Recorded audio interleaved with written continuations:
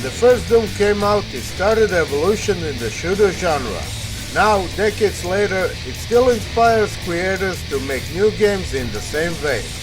Behold, the new wave of retro shooters now in 2020 and beyond. This video addresses only 2 titles that are released by this point. There are also some great titles that may come out in the same year, but those will probably be covered later. It's time to kick some ass and kick some more ass! Iron Fury. Ever wondered what would Duke Nukem 3D be like if it didn't have Duke, aliens and pig cubs? Well, here is your answer. Enter Iron Fury. Bring it on! You're in a role of Bombshell, the chick that is a part of Duke's canon in the dystopian cyberpunk city of Neo DC. The transhuman cult is spreading mayhem and it's time to stop them.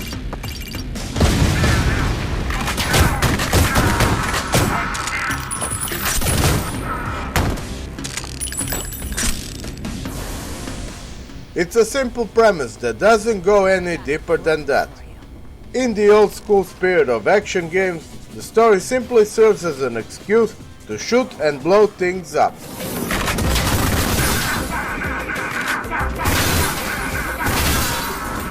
I've got a present for you. It's all about unleashing the rage against the machines, and there is a certain appeal in its simplicity. With tons of explosive action, unforgiving gameplay, specific blunt humor, and strong language, it is a testament to the origins of action shooters that quickly claims the status of a cult classic. Most importantly, it shows that this kind of retro games still belong in the gaming library, and can rightfully stand shoulder to shoulder next to the modern titles.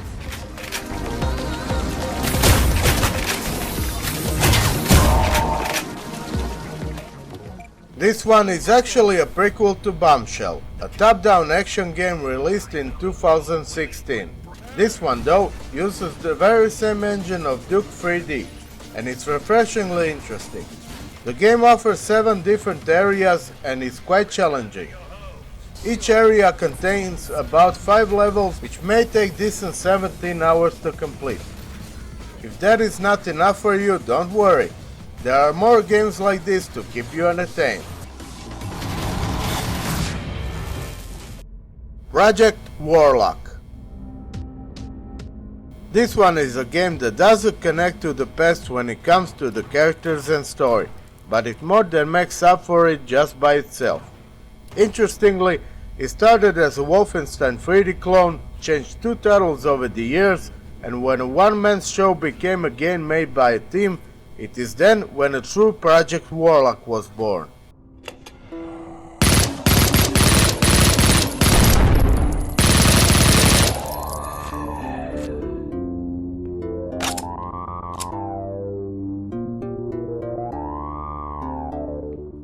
The story is minimal in a full sense of that word.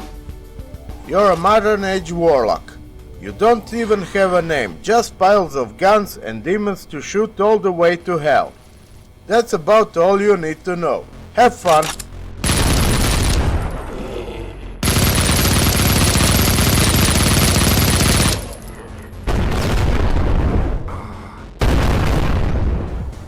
The game contains spells and weapons, which goes up to a total of 36 things to shoot with.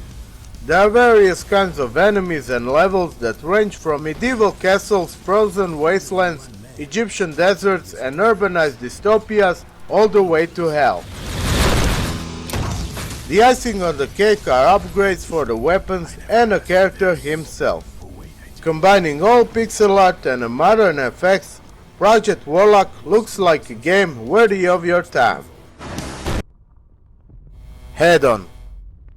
Ever wanted to blast enemies while looking like a thick female orc demon? Then this one's for you. When previous game ends in hell, this one starts in hell. Despite starting as a Doom 2 clone, Hedon became its own thing, remaking each and every asset in the game.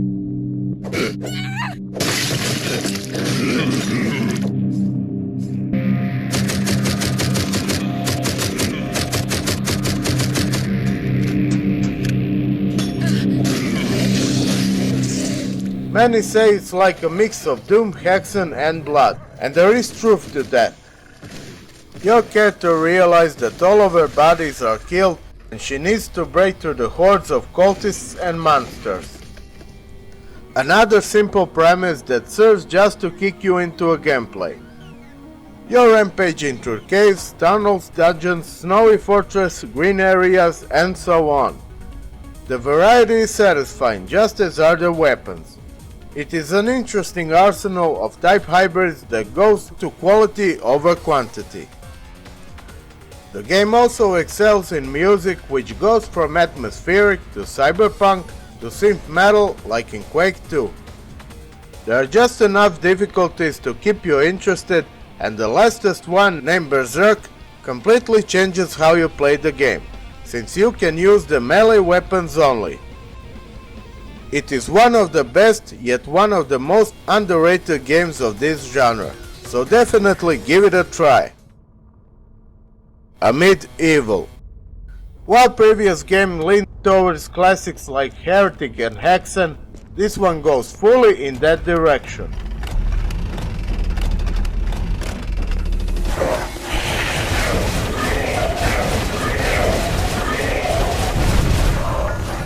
Amid Evil is made by a group of people specialized in retro games and replaces guns for swords, staffs, tridents, axes, and other fantasy medieval weapons.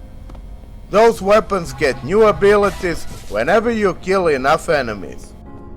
This game has a unique view on the evil and the monsters, making them more weird and alien than most games.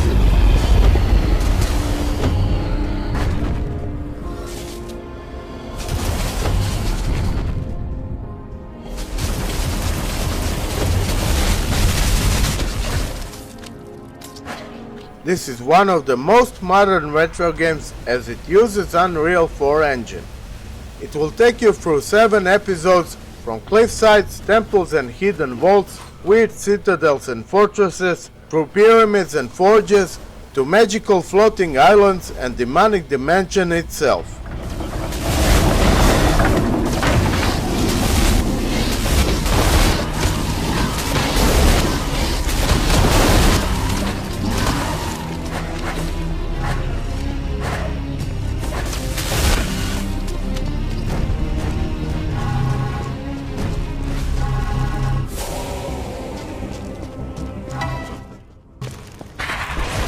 The evil force has corrupted the earth, and you're the first champion to overcome the trial of the Black Labyrinth and wield the Holy Axe. Have fun!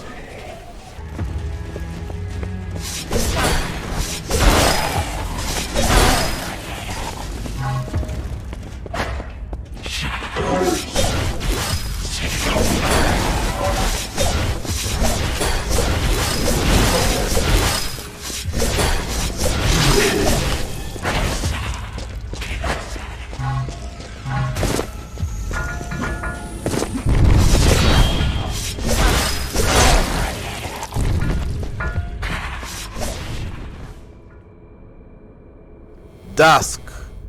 All of the games mentioned are about the gameplay, but nowhere is that more clear than in this one. Dusk doesn't have a good graphics nor design of, well, almost anything. Everything looks like it's still in pre-alpha, with placeholder assets that are just here so you can recognize things. Since the game puts all of its eggs in one basket, it damn well better be worth it. And, judging by majority of gamers, it is. The controls are sharp and responsive, the animations are quick and slick, and the music ramps it all up to a new level.